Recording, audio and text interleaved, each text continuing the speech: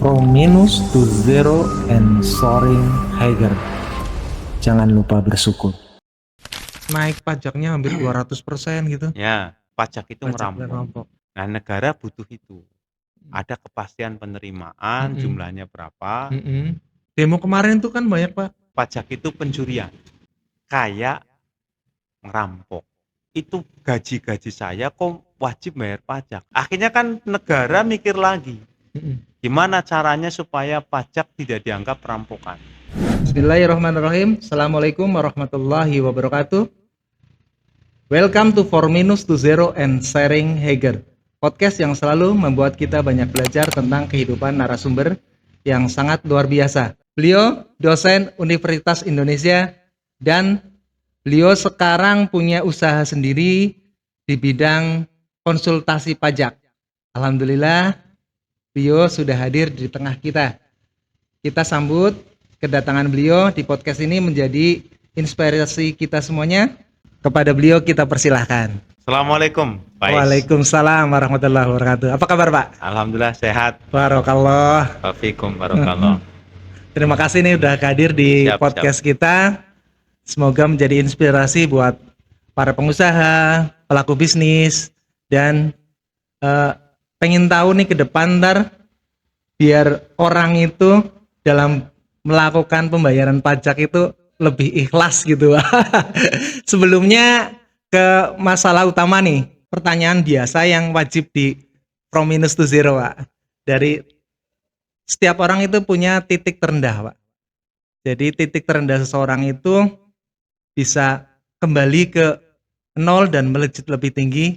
Itu Bapak punya nggak? Terus langkah keluarnya itu seperti apa, Pak? Bisa di-share ke sahabat from minus to zero.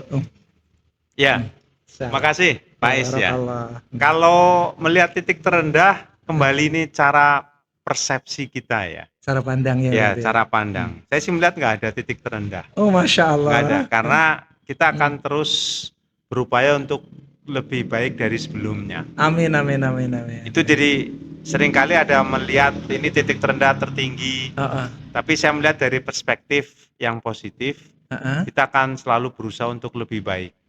Sehingga memang ketika saya dulu SMA 1 Purwokerto, kemudian lulus, itu pun juga nekat, yang lain ambil sekolah di Jawa Tengah, Jawa Timur, ya, Jogja, saya nggak tanggung-tanggung ngambil langsung ke UI. Masya Allah. Universitas jauh Indonesia, ya, Pak? ya, Universitas Indonesia, alhamdulillah diterima. Barakallah.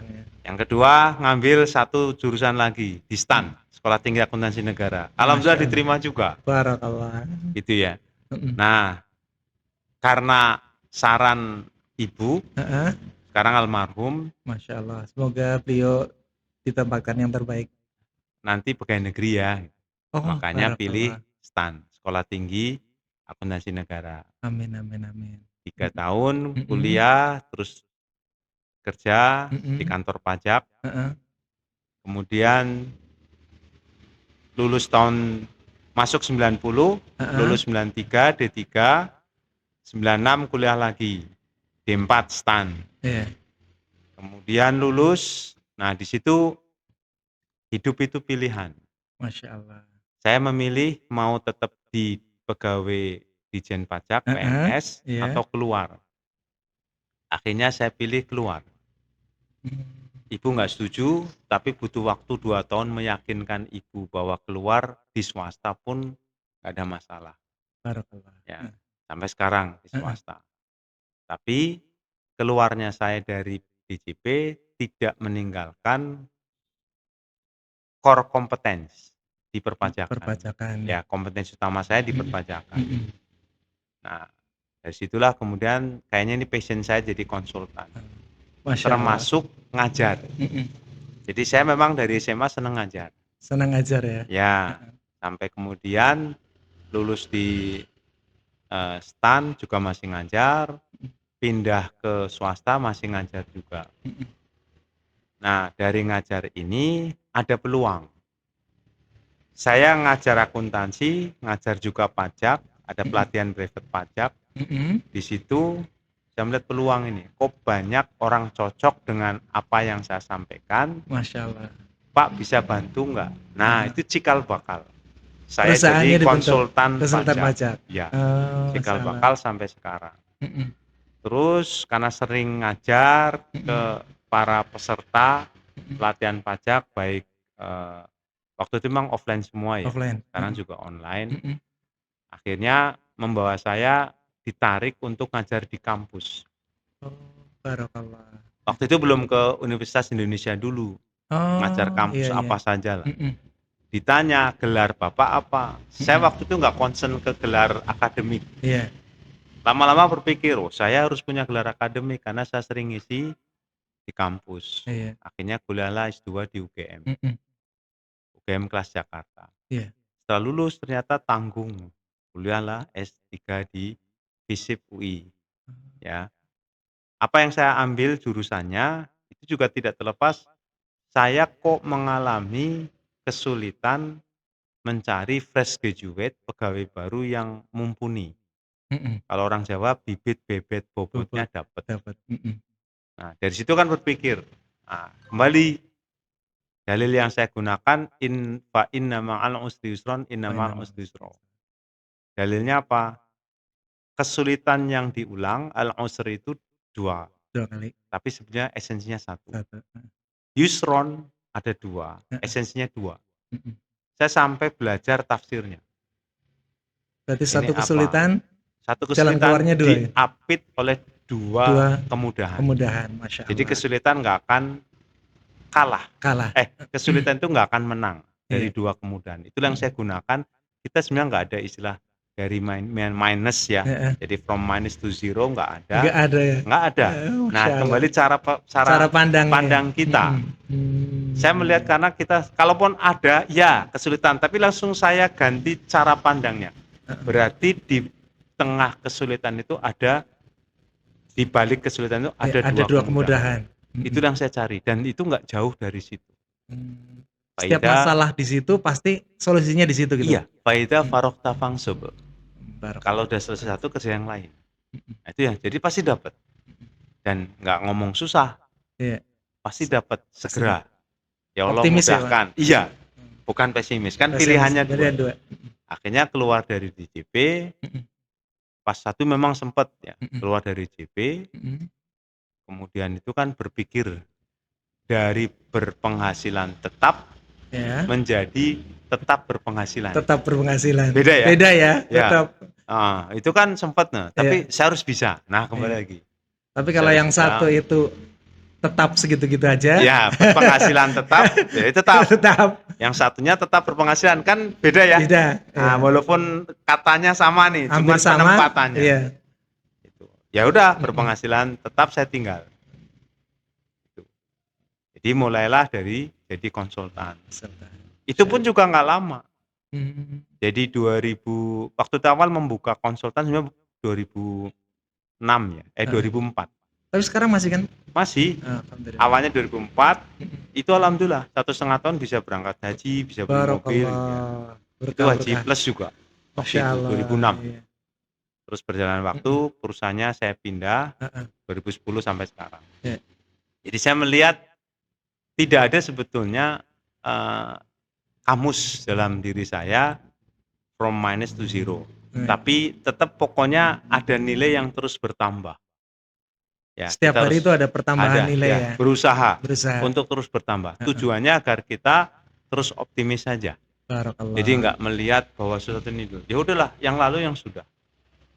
Kalaupun misalkan dulu ya boleh katakan bangkrut juga enggak. Terus berkembang gitu ya. Nggak ada kata bangkrut lah ya, Pak. Nggak ada. Karena sebenarnya ada ina asaluka tijarotan lantabur. Ya Allah, kami minta perniagaan lantabur yang tidak akan pernah rugi. Itu yang selalu saya ini jadi.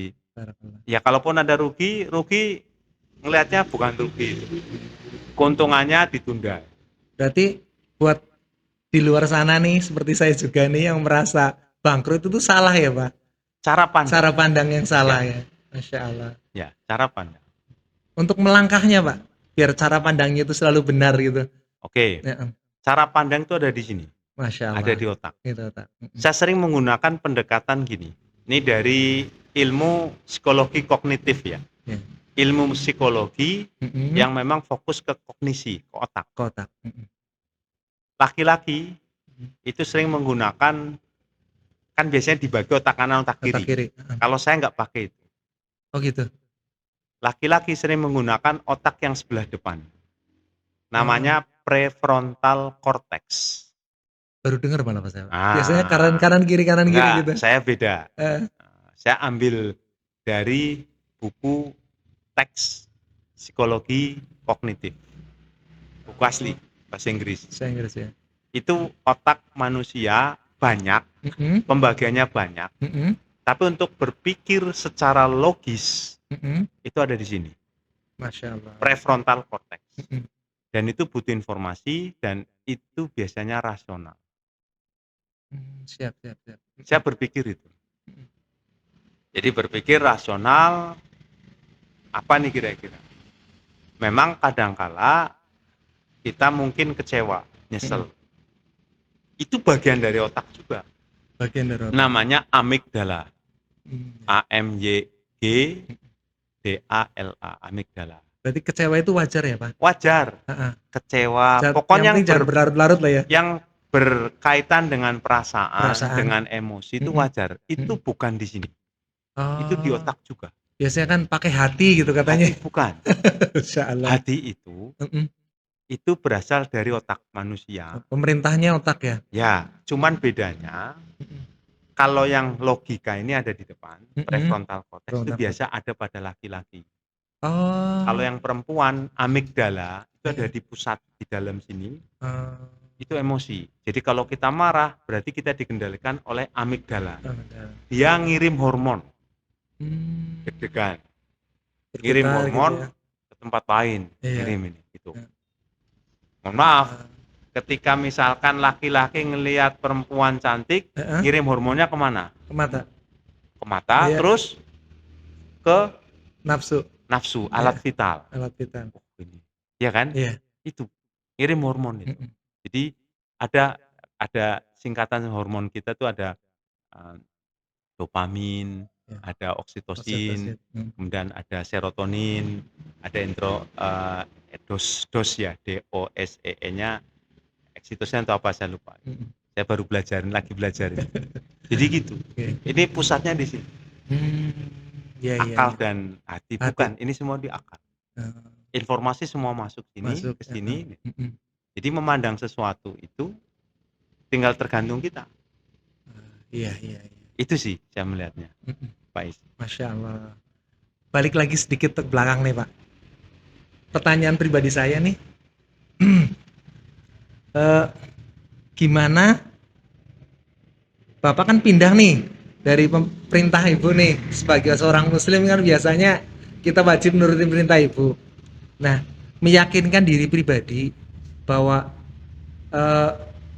pola pikir Ibu itu kalau saya pindah ke sini takutnya gini gitu kan? Takutnya. Ya, kata takutnya itu kan. Nah, itu untuk meyakinkan seperti apa, atau dengan berjalannya waktu, atau dengan ngasih informasi ke Ibu? Dengan perjalanan waktu dan bukti. Oh, bukti. Jadi setelah saya keluar dari PNS di DJP, saya bisa membuktikan bahwa saya tidak terlantar. Siap. Itu. Berarti tetap jenengan belum dapat ridho, tetap pindah. Tetap pindah, tinggal ngomong dulu. Oh, nggak Tapi ngomong. ngomong dulu. Ketika ditanya kantor pajaknya di mana, ya di Jakarta. Di Jakarta. Tapi memang ya kantor pajak Jakarta. Tetap tapi di Jakarta. saya udah pindah ke swasta. Masya Alhamdulillah Allah. bisa ini. Bisa tetap eksis, bisa ini. Barulah kemudian Ibu sadar. Oh, udah keluar ya dari DJP. Ya. Ya udah nggak apa-apa. Ridho ya. Setelah ya, kan kembali ada manfaat dan perlu ada pembuktian. Pembuktian ya. Ya, siap. Bukti itu penting sih ya, Pak. Insyaallah. Sebentar, saya ada titipan nih, Pak.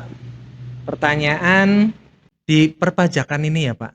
Ini kan ada, saya lihat videonya Bapak barusan. Itu perpajakan kan, kalau kita mau bayar pajak itu ada 3 itu, Pak.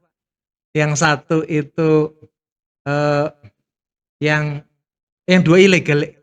Ya. Apa namanya Pak? Saya mau. Jadi ada tax planning, ada tax avoidance, ya. Tax avoidance sama tax evasion. Nah, bisa dijelasin lebih lengkap Pak? Gini, cerita sederhananya adalah saya biasa berawal dari logika. Nah, logika lagi. Logikanya gini, ketika ada masyarakat ngumpul, kemudian mereka sepakat membentuk negara. Dimanapun. Langkah selanjutnya apa? Pasti membentuk pemerintahan. Pemerintahan butuh biaya, butuh dana. Nah, kan sudah bisa jawabannya. Pemerintahan diminta untuk ngelola rakyat dan membangun negara. Butuh dana. Pertanyaan selanjutnya, sumber dana dari mana? Pilihannya dua. Sumber daya alam yang dieksplorasi, nanti dijual, hasilnya buat bangun negara. Itu terjadi kalau sumber daya alamnya mencukupi. Contoh Arab Saudi. Minyak. Tapi sekarang Arab Saudi sudah tidak lagi mengandalkan minyak karena nggak cukup. Akhirnya apa? Cari sumber lain. Nah, ini yang banyak negara menggunakan sumber ini. Pajak. Sebetulnya sederhana. Pak Is pernah jadi ketua RT? Belum Pak. Nah, saya pernah jadi ketua RT 10 tahun. Insyaallah. Kalau mau bangun wilayah RT, duitnya nggak cukup, pakai apa? Iuran. Pertanyaan berikutnya, iurannya sukarela atau wajib? Ada yang sukarela, ada yang terpaksa ngasihnya Pak, wajib. Ya. Kira-kira agar ada kepastian penerimaan, mendingan sukarela atau wajib? Kepastiannya wajib Pak. Logis ya? Ya. Nah, negara butuh itu. Ada kepastian penerimaan, jumlahnya berapa, makanya wajib. Karena wajib, kayak ngerampok. Itu gaji-gaji saya kok wajib bayar pajak. Muncullah istilah taxation is robbery. Pajak itu ngerampok. Taxation is theft. Pajak itu pencurian. Akhirnya kan negara mikir lagi. Gimana caranya supaya pajak tidak dianggap perampokan? Di pasal 23 juga sama ya Pak ya? Itu kan dalam konteksnya kalau nggak salah ada perampasan gitu karena gimana ya? Paksa. Paksaan itu ya? Jadi pajak atau pungutan lainnya yang bersifat memaksa. Pemaksaan, ya. Untuk keperluan negara didasarkan undang-undang. Iya. Ada logikanya. Logikanya karena pajak itu punya karakteristik maksa. Wajibnya maksa. Makanya supaya tidak dianggap sebagai perampokan, yang bayar iuran wajib itu juga dimintai konfirmasi bahwa lu setuju. Itulah yang kita kenal dengan istilah wakil rakyat. Ya, udah bisa jawab. Saya sengaja nunggu dulu nih, bisa jawab gitu. Berarti perlu persetujuan rakyat melalui wakilnya. Bentuk persetujuannya apa? Ya mereka menandatangani undang-undang ya. Tanda tangannya kan undang-undang. Jadi kalau sudah ada undang-undang pajak disetujui oleh wakil rakyat, berarti rakyat setuju untuk menyerahkan bayar pajak. Iya kan? Iya. Tapi karakteristik pajak maksa itu nggak hilang. Iya. Makanya siapapun orangnya pasti berusaha agar tidak bayar pajak gede. Siap. Itu semua orang pengen Pak. Oh iya. Kenapa? Pajak itu ada di level expense, biaya. Dimanapun organisasinya, biaya itu pasti harus diefisienkan. Nah, itu mulai itu masuk. Ya. Tapi memang ada satu kelompok wajib pajak, kelompok masyarakat yang ikhlas bayar pajak. Pak Is, tahu nggak? Siapa mereka? Ahli hisab. Masya Allah. Alias bayar rokok. Loh ya kan? Mereka nggak lihat bahwa mereka bayar pajak 40% dari harga rokok dalam bentuk cukai. Tapi karena dengan begitu ikhlasnya nyebat. Oh berarti karena kebutuhan itu ya Pak? Lah ya dia nggak mikir itunya. dia mengambil Dia punya itu pajak, sensasi yang lebih tinggi. iya, Karena dapat manfaatnya bisa manfaat nikmat konsen. konsen gitu ya. Sementara ketika kita bayar pajak yang PPh, Heeh. manfaatnya nggak kelihatan langsung. Banyak orang gerutu malah, Pak. Lah iya, Iya, jalan karena berlubang lah. iya, Itu. karena manfaatnya nggak langsung. Oh Tapi gitu. mereka nggak sadar, dari rumah ke kantor itu jalanannya gratis. Gratis. Pendidikan gratis, Gratis. pelayanan publik gratis, Gratis. jembatan Gratis. itu. Sekarang ada makan gratis juga, Pak. Iya, itu kan dari pajak Pajak juga. juga ya. Iya. Jadi Hmm. didistribusikan kembali ke masyarakat. Memang nggak ke orang yang bayar, Iya. tetapi ke masyarakat. Nah, tapi siapapun orangnya kalau udah ngelihat pajak, pasti itu beban. Karena beban, pasti harus diefisienkan. Iya. Nah, disitulah mulai masuk, Pak. Cara mengefisiensikan pajak ada 3. Nah, ini yang penting nih. Ini yang penting nih. Dengerin nih. Apa aja tuh, Pak? Sebenarnya caranya ada 2. Oh, ada 2. Legal dan ilegal. Oh, gitu. Legal ada Ya. 2. Ada 2. Cara legal sesuai spirit pembuat aturan. Aturan. Itu yang ngikutin dinamakan, undang-undang berarti ya. ya, itu tax planning. Tax planning. Contoh konkretnya apa? Contoh konkretnya UMKM yang baru kan boleh bayar yang kecil. Oh, 0,5. Masya Allah. Ya. Ya dia baru. Oke, pakai. Heeh. Atau sekolah boleh nggak bayar pajak. Heeh. Labanya, selisih lebihnya dari keuntungan, Iya. itu boleh nggak bayar pajak asal dibelanjakan dalam bentuk sarpras, sarana Sarana prasarana. prasarana sekolah Boleh, berarti ya. iya. Boleh. Iya. Itu. Kemudian warisan bukan objek pajak. Kan penghasilan juga. Penghasilan. Itu termasuk penghasilan kan? Iya, penghasilan. Berarti penghasilan itu kan suatu yang pertambahan ya. Kalau waris itu kan nambah kekayaan. Itu nggak kena pajak. Pertambahannya bisa karena konsumsi, bisa karena harta. Harta. Siap. Ketika dapat gaji, Pak Is buat apa? Pilihannya cuma 2. Buat makan, ya. Buat jalan-jalan, buat traveling, Heeh. buat asuransi, itu biaya. Iya.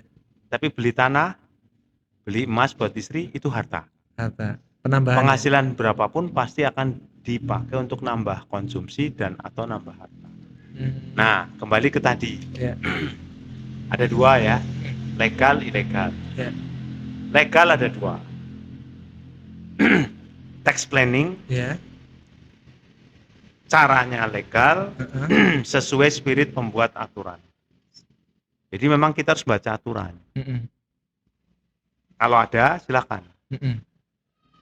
Cara yang kedua, ini yang memang gontok-gontokan. Cara kedua, legal, tapi nggak sesuai spirit. Contohnya pembuat apa aturan. itu? Contohnya apa? Contohnya adalah kita misalkan berusaha untuk bayar pajak kecil. Salah satu caranya omsetnya diusahakan tetap maksimal 4,8 supaya bayar pajaknya kecil. Walaupun sebenarnya besar. Maksudnya besar. Oh gitu. Caranya dipecah bisnisnya. Oh dipecah-pecah. Ya. Berarti kalau satu perusahaan jadi satu tambah besar ya Pak? Ya besar. Sekarang perusahaan Pais. Omset berapa? Alhamdulillah. Nah, alhamdulillah di atas itu kan. Harusnya bayar pajak apa? Oh gitu. Pertambahan nilai. Pertambahan nilai ya. Kenyataannya bayar nggak? Saya udah tutup Pak usahanya. Atau usaha Pais yang sekarang geluti kan? Sehari-hari di situ. Itu. Ya. Saya dulu itu Pak punya tanggungan pajak besar Pak. Tapi saya bangkrut itu kena nggak itu Pak? Ya kalau udah bangkrut nggak ada penghasilannya nggak kena. Nggak kena ya? Nggak kena. Tapi emang aset saya habis Pak di sana. Dilelang sama bank. Alhamdulillah kadarullah. Dulu main bank saya, semoga sekarang jangan sampai lah. Walaupun sekarang lagi ada digelontorkan dana 200 triliun apa ya Pak? Ya. Itu. Ya. Nah, intinya yang tadi. Ya. Kita bisa menghemat pajak, tinggal caranya aja. Ya. Cara legal atau Ilegal. Nah, cara yang terakhir ilegal. Ilegal udah tahu salah, tapi salah. kita melakukan. Ya. Misalkan toko material omsetnya udah tinggi, tapi nggak mungut PPN, itu ilegal. Ilegal. Ya. Toko apalah, toko sembako. Sembako. Ya. Kalau sembako beda, dia memang PPN-nya dibebaskan. Oh gitu. Iya, itu. Sembako itu Ya, bebaskan. toko stationery, Heeh. omsetnya di atas 4,8 harus ada PPN tapi enggak. Oh, karena sembako itu kan kayak rokok aja, misalkan harganya 50.000, dia cuma ngambil 500 rupiah ya Pak ya? Yang dilihat yang Oh, dilihat bukan itunya, omsetnya. omset per tahunnya. Iya. Nah itu yang membuat berat sih mereka. Nah, berat karena tadi, Heeh. karena yang dipilih berat. Oh yang dibeli berat Sekarang ya? coba, Yang dibeli ringan gimana Pak? coba buktinya Mm-mm. orang bisa belanja cerutu. Iya, Mikir berat nggak? enggak, Enggak. karena suka. Iya suka. Iya. Contoh, Mm-mm. ketika misalkan saya kadang-kala mendapati, saya kalau jualan material bangunan, Mm-mm. terus ada PPN-nya nggak laku, Iya, ya kan? karena beda dengan yang lain Karena beda nggak yang ada. lain. Sekarang oke. Kenapa Mitra 10 hadir? Kenapa Depo Bangunan hadir? Di dalamnya ada pajaknya nggak? Ada, Ada, tapi laris nggak? laris. Laris, Pak. Asko, Heeh. belanja, Iya. furnitur, Heeh. belanja perabotan. Heeh. Pakai PPN nggak? Enggak. Pakai Pakai. itu, pakai. Tapi laris nggak? Laris. Laris. Masalahnya di mana? Masalahnya apa Pak? Ini cara pandangnya. Sebenarnya nggak bisa menjadi beban, asal kita bisa ngolah. Tapi kan orang lihat dari harga Pak. Belum tentu. Oh gitu. Nggak mesti harga. Apa itu Pak? Loh, sekarang di Asko, yang Mm-mm. dilihat harga Pelayanan berarti ya Pak? layanan. Mm-mm. Layanan. Coba lihat ya. Mm-mm. Ini contoh konkret. Saya baru Iya. dapat kemarin cerita. Heeh. Di Hotel Indonesia Iya. itu ada Grand Hyatt. Heeh.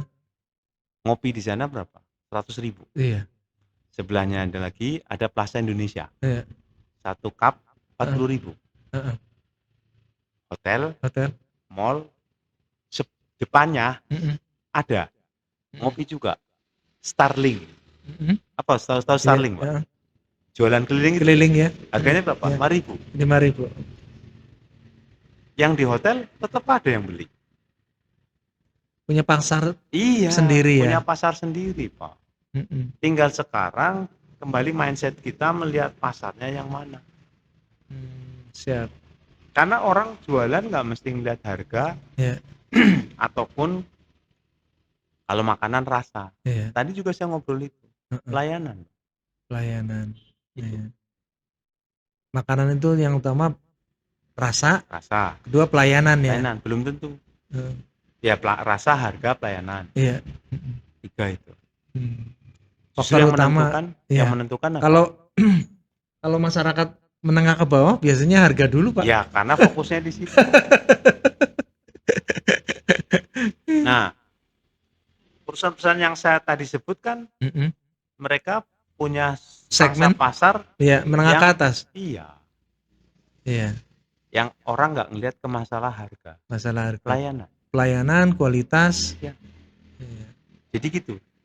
Tinggal sekarang kita mau fokus pada segmen pasar yang mana. Ya. Itu sih. Ya. Barakallah, tambah ilmu ini Pak. Masya Allah. Dari sisi kayak ini kan dari segi material ya Pak. Kalau segi dari makanan nih Pak, kayak KFC, terus yang lain-lain lah, yang food yang terkenal itu kan pakai PPN Pak.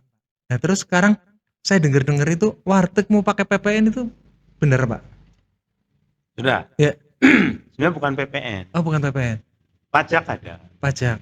Dulu namanya PB1, pajak pembangunan tingkat 1. Tingkat 1 untuk daerah apa? Dulu.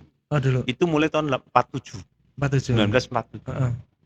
Sampai menjelang 1998 inilah. Jadi ada undang-undang PDRD, undang-undang pajak daerah dan retribusi daerah. Nah, muncullah nama pengganti PB1 pajak restoran. Jadi warteg, warung apapun, tempat makan, rumah makan, itu bagian dari restoran. Iya. Itu kena pajak 10%. Mm-mm. Kenapa warteg yang kecil-kecil belum dipajakin? Karena pemerintah setempat di tingkat kabupaten atau kota melihat belum layak. Tapi kalau wartegnya di pinggir jalan di Jakarta itu udah bayar. Jadi konteksnya bukan karena wartegnya dipajakin, memang warteg itu bagian dari pajak restoran. Nah, mulai 2022 muncul Undang-Undang Nomor 1 tentang hubungan keuangan pusat dan pemerintah daerah. Kita mengenalnya Undang-Undang HKPD, ya, Hotel Kilo Papa D-nya apa? Durian lah ya. Gitu ya. Delta. Oke. Diganti namanya PBJT. Pajak atas barang jasa tertentu, salah satunya adalah restoran. Jadi warteg bagian dari restoran. Rumah makan, kafe bagian dari restoran. Jadi definisinya itu dibuat detail. Nah, mereka wajib bayar pajak ke kas daerah. Maksudnya kas daerah ya. Kas daerah, kabupaten atau kota. Yang nanggung siapa? Konsumen. Yang nanggung konsumen. Iya. Coba lihat, kafe-kafe itu laris kan? Iya. Padahal pajak. Ada pajaknya. Iya. Itu hukumnya gimana, Pak? Kalau yang makan dikasih dalam pandangan Islam, yang dikasih pajak malah yang makan. Loh, jadi kembali lagi. Ini masalah kesepakatan. Oh, akad ya, Pak ya? Akadnya. Akad di depan ya. Bukan akad antara orang per orang. Ya. Akad negara dengan wakilnya. Rakyatnya yang ada di wakil. Ada anggota DPR-nya ya. Itu. Kuncinya di anggota DPR ya. Memang pernah saya ditanya, hukum pajak dalam syariat apa? Iya. Perspektifnya ada dari perspektif mikro orangnya, sama perspektif makro. Kan sederhana. Sederhana ya. Ketika sudah ada masyarakat sepakat membentuk negara. Pertanyaan berikutnya, bagaimana membangun negara dan menyejahterakan rakyatnya? Masya Allah. Itu.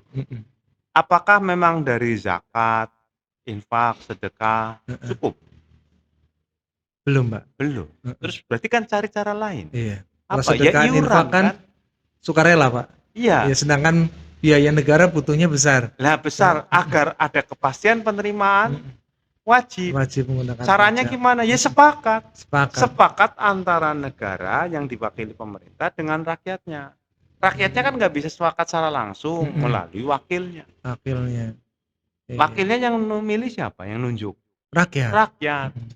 Demo kemarin tuh kan banyak, Pak, katanya daerah itu naik pajaknya hampir 200% gitu. Ya, ada logikanya juga. Logikanya? Gini, pemerintah pusat itu mengurangi dana transfer ke daerah, ya, TKD, dana transfer ke daerah. Contoh, Banyumas berkurang 361 miliar dari pusat ke daerah. Masya Allah. Terus cari cara penggantinya gimana? Kabupaten Pati memilih naikin PBB, makanya demo. Ngelihat kayak gitu, Bupati Banyumas, saya nggak akan naikin PBB, saya nggak akan naikin retribusi, saya cari cara yang kreatif. Banyumas. Pasadewo. Ya. Tergantung orangnya nanti, tergantung bupatinya mau cari apa. Mungkin dengan mengelola tempat wisata. Masya Allah. Iya kan, desa wisata ada penerimaan masuk kas daerah. Itu. Siap. Jadi pilihannya memang kalau lihat struktur penerimaan negara itu kan ada pajak bukan pajak sama hibah. Kalau di daerah ya ada pajak retribusi, dana dari kantor pusat. Itu. Oh, berarti emang kalau pengen pelayanan di lingkungan, di masyarakat, di kehidupan kita ya bayar pajak tepat waktu ya, Pak. Lah iya kan, tujuannya memang kebalik kan, cuman kadang-kadang kita nggak sadar. Loh, selama ini kita keluar nikmatin jalanan. Yang relatif mulus kan kalau di Purwokerto. Mulus. Itu dari mana? Pajak, Pak. Itu kadang-kadang nggak sadar. Iya, Masya Allah. Berarti sekolah gratis, SD, SMP. Dari mana? Pesan nih, Pak, yang buat para sahabat Prominus nih, Pak. Buat mereka lebih ikhlas membayar pajak, pesannya apa, Pak? Memang kalau udah ikhlas nggak bisa. Oh, nggak bisa ya. Kecuali ahli hisab. Ahli hisab, ya. Tapi dengan awareness, dengan kesadaran. Logika, Itu. Dari situlah kita bisa nanti, oh ya, memang dibutuhkan oleh negara termasuk pemerintah daerah. Kalau udah Siap, kayak siap. gitu ya sudah. Siap, siap. Kalau udah ini enak. Ya, Jadi memang kita kontribusi. ya. Kalau udah kita kontribusi ya sudah. Kalau udah gitu enak. Enak nggak gerundel nggak ini. Ya, itu sih Pak. Jenengan kan alhamdulillah nih konsultan pajak nih. Banyak di luar sana seperti saya dulu, Pak. Saya mengalami pajak itu menakutkan di awal nih, Pak. Karena jumlahnya di atas berapa M nih, kamu harus kena pajak segini. Sedangkan saya itu ada angsuran mobil, angsuran eh, gudang, terus sewa gudang, bayar karyawan. Ini solusinya gimana itu, Pak? Nah, pajak tuh banyak Pak. Mm-mm. Kalau Pajak penghasilan itu. pajak penghasilan ya biaya-biayanya dikurangkan dulu. Ada pendapatan, kurangin Pendapatan. biaya-biaya.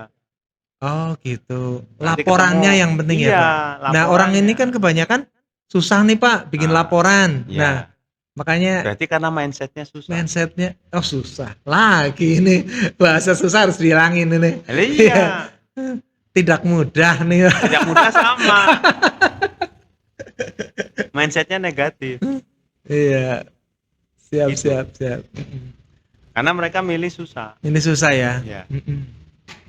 Berarti ini di bisnis apa bisa bantu ya Pak untuk menyelesaikan ini ya. Bisa. Oh, Mas Allah, ntar bisa deskripsi di bawah Boleh, ya, ya, dikasih ya. biar podcast ini banyak manfaat. Mereka yang bingung bayar pajak, terus karena pembayar kos keluarnya terlalu banyak kan pajaknya bisa turun ya Pak. Ya, bisa. Nggak mesti harus totalnya dari biasanya kan ditagih nih Pak pajaknya segini. Kalau tagihannya udah keluar bisa tetap Pak. Nah, lihat dulu tagihannya beruntuk apa. Karena kalau pajak penghasilan itu kan istilahnya adalah self assessment, kita ngitung sendiri. Oh gitu. Ya. Misalkan tahun lalu nih kita emang growth-nya tinggi, oke kita terima penjualan. Nah setelah tahun ini kan turun nih, bayarannya harus kita Bisa laporan, turun. bisa turun ya? Bisa. Oh Masya Allah. Ya itu salah satunya Pak, karena kita nggak tahu akhirnya kita takut duluan. Nah takut Karena lagi kan. takut Iya. lagi. Yang muncul kata-kata yang bernada gantinya negatif. apa Pak sampeannya? Ya nggak mesti takut. Ya memang harus bayar jangan pajak. takut lu, kita harus bayar pajak. Iya. Udah tahu caranya, udah nanti tahu, bingung lagi. bingung lagi. Konsultan aja.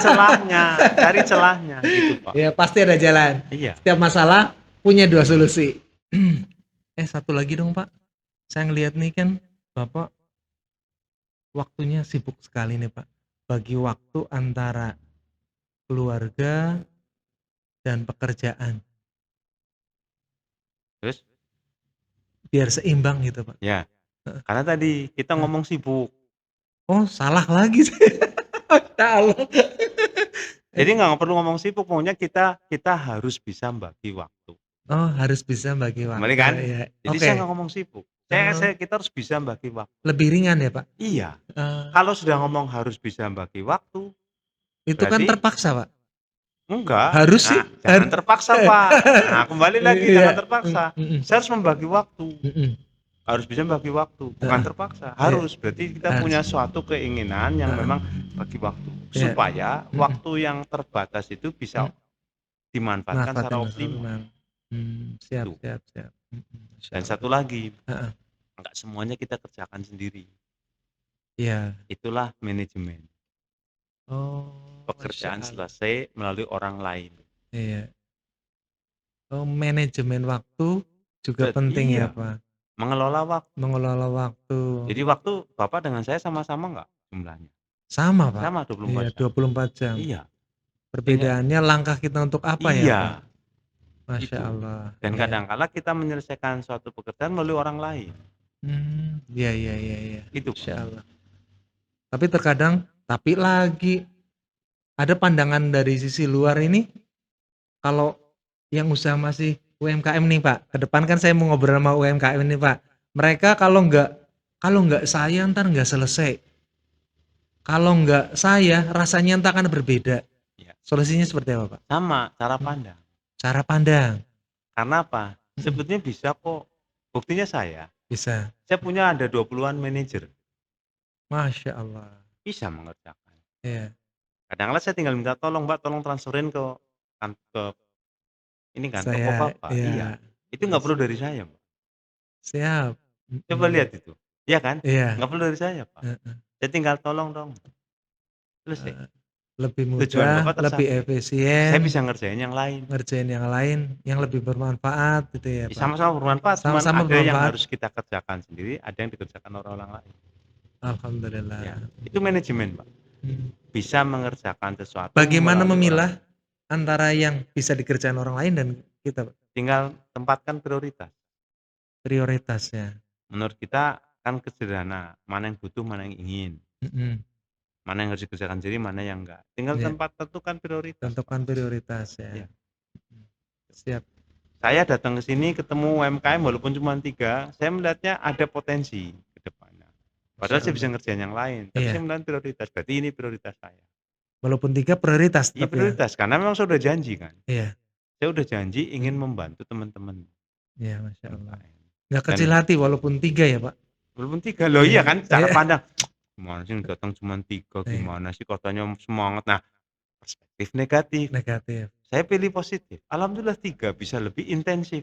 Oh, sudut pandang loh tinggal iya. ya. Coba waktu saya ngisi 40 kurang efektif. Kurang, karena kan kepentingan mereka berbeda-beda, beragam. Nah, kalau ini enggak, duduk jam 9 sampai jam 11 2 jam. Optimal ya. Optimal masing-masing. Alhamdulillah ada waktu buat from minus to zero ya. Iyalah. Masya Allah, qadarullah emang luar biasa. Tinggal pandang yang kita aja ya, Pak. 3 pun saya melihat ya alhamdulillah bisa. Saya tanya satu-satu. Malah keberuntungan yang datang hari ini ya, Pak. Ya alhamdulillah. Iya, dapat bisa langsung berbagi gitu. Ya, alhamdulillah, jazakumullah khairan ini Pak. Terima kasih banyak waktunya. Semoga ini jadi ladang amal jariah panjenengan. Amin amin ya robbal alamin. Terima kasih. Hari ini cukup sekian untuk kesan-kesannya. Alhamdulillah luar biasa hari ini. Kalau ada pertanyaan atau masalah perpajakan konsultasi bisa hubungin di deskripsi ada ya. Masya Allah. Apapun yang kau miliki hari ini adalah takdir terbaikmu. Jangan lupa bersyukur.